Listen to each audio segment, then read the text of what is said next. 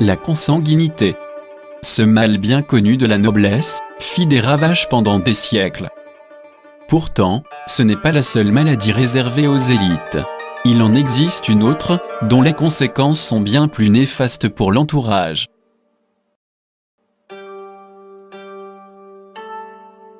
Napoléon Ier fut le plus célèbre porteur de cette maladie. Les historiens pensent qu'elle est liée à des maux d'estomac. Telle la consanguinité, cette maladie semble aussi héréditaire, la mère et le fils de Napoléon Ier en furent également atteints. Néanmoins, la ressemblance s'arrête là. Car, contrairement à l'hémophilie, cette maladie semble des plus contagieuses. Êtes-vous prêt pour un petit tour d'horizon ?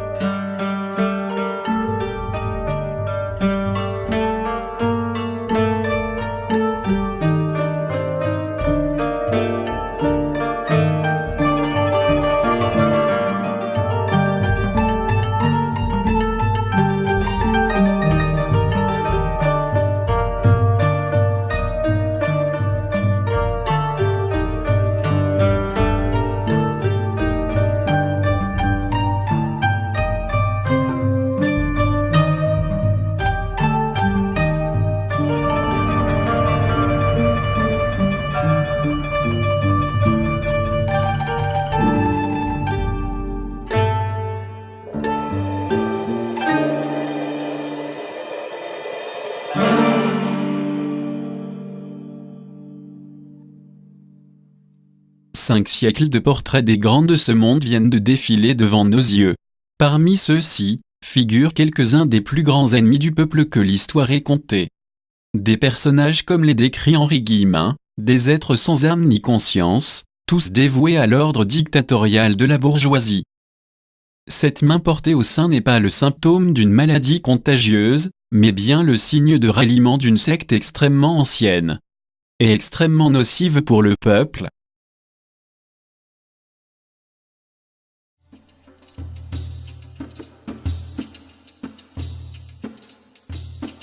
Actuellement, les francs-maçons se disent être les gardiens d'un savoir mystique venu du fond des âges. Au Moyen Âge, les francs-maçons étaient connus pour leur capacité à construire des monuments exceptionnels, tels les cathédrales. Le tablier maçonnique est d'ailleurs là pour rappeler cette origine, bien que sa fonction ne soit plus que symbolique aujourd'hui. Ils partagent tout un ensemble de symboles et de rituels qui trouvent en fait leur origine au cœur de l'Égypte antique.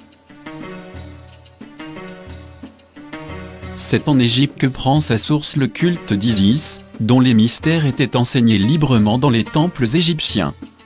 Aujourd'hui, comme par le passé, la main droite placée sous le sein gauche est le signe de l'accession au statut de grand maître des mystères d'Isis. Un statut donnant accès à une connaissance scientifique d'une grande ampleur. Un savoir à l'origine du développement technologique de toutes les civilisations. Thalès et Pythagore ont tous deux étudié 20 ans en Égypte, lieu où ils acquirent leur savoir mathématique. Diodore de Sicile donne quelques exemples de leur grande érudition. Le calendrier solaire à 365 jours un quart en est un. Diodore donne également l'origine des 4 éléments fondamentaux, qui sont 5, et donne tout son sens au film de Luc Besson le 5e élément.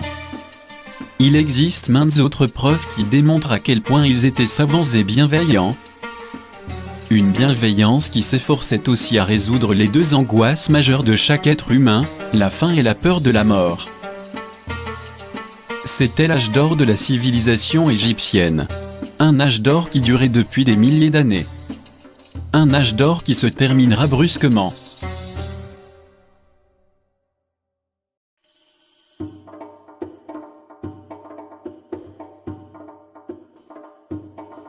Venus de Phénicie, les Hyksos mettront brutalement fin à la paix millénaire qui régnait en Égypte. Aidés par leur maîtrise de la métallurgie, des chevaux et des chars, ils pillèrent et incendièrent le pays, détruisirent les temples et s'installèrent dans les villes situées à l'est du delta. Ils avaient pour capitale Avaris. Nombreuses sont les preuves qui démontrent la forte intimité existante entre les Hyksos et les Phéniciens. Leurs 2 entités géographiques se confondent à un tel point qu'il est permis de penser qu'Hyksos et Phéniciens sont un même peuple. Mis à la porte de l'Égypte par Ahmosis Ier, après un siècle de domination militaire et culturelle, les Hyksos refluent vers la Palestine. Dans un exode qui n'a rien de biblique et dont la conséquence majeure sera de permettre aux Phéniciens de démarrer leur domination de la Méditerranée. Des Phéniciens qui pratiquaient un culte identique à celui des Égyptiens, ils vénéraient Hathor, un autre nom de la déesse Isis. Les Phéniciens devinrent les nouveaux procréateurs de civilisation, les promoteurs d'une forme de progrès qui leur est propre. Leur ascension formidable, qui doit tout au savoir égyptien, ne les poussera pas à faire usage de la même sagesse. Leur domination se fera par la ruse et la violence.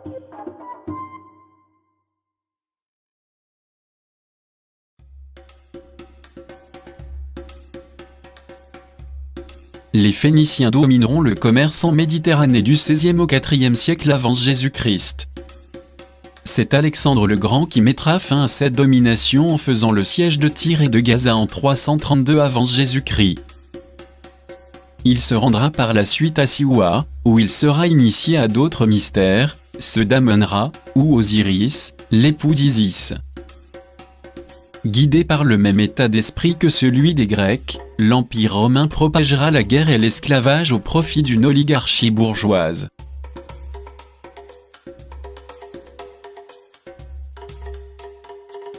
Le 1er décembre 354 après Jésus-Christ, a lieu la proclamation de l'édit de Constance II, ordonnant la fermeture des temples païens et la peine de mort pour les idolâtres.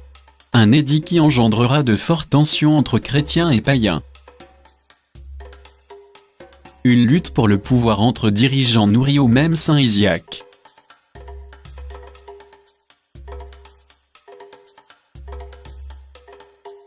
Une lutte qui marquera pour un temps la conversion de la totalité de l'Empire romain à la foi chrétienne.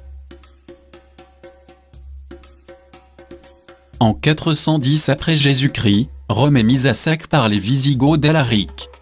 Ils prennent Rome d'assaut et forcent les familles patriciennes romaines à se réfugier au cœur du seul appareil d'État encore en place, l'Église. Lorsque le dernier empereur romain, Romulus Augustule, est détrôné en 476 après Jésus-Christ, l'Église n'aura qu'une vingtaine d'années à attendre avant de reprendre le pouvoir, par un acte d'une grande portée pour la chrétienté. Il s'agit d'un baptême, celui de Clovis, roi des Francs-Saliens. L'Empire romain, ayant mis la main sur les institutions religieuses, peut maintenant poursuivre son travail de domination.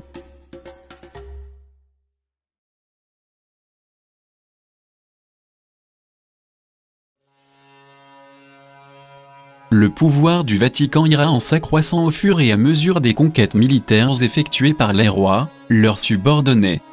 Viendront mérovingiens, carolingiens, capétiens, sans que ne faiblisse son immense pouvoir. Un Vatican qui n'hésitera pas à utiliser les plus grands moyens de rétorsion à l'encontre des réfractaires, par l'entremise de la Sainte Inquisition. Bien que son pouvoir soit remis en question à partir du XVIe siècle par Martin Luther et la naissance du protestantisme, il faudra attendre le XIXe siècle pour voir Napoléon mettre fin de manière brutale au pouvoir du Vatican, au grand bonheur des loges.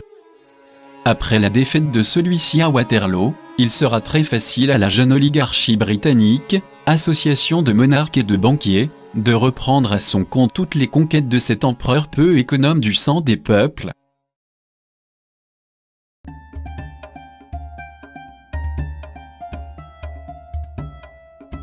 Les guerres coloniales et la mondialisation de la pensée unique, menées tambour battant par l'Empire britannique, ne sont que la continuation de ce qu'elles étaient du temps des Phéniciens. Elles sont contrôlées par une oligarchie obscurantiste qui pervertit un culte ancien pour en faire un outil de domination.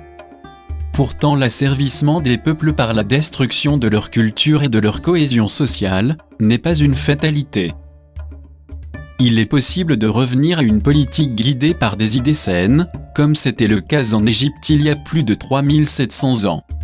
Par le boycott des produits de l'Empire et par la réappropriation des valeurs antiques qui dirigeaient jadis nos consciences, nous pouvons y arriver.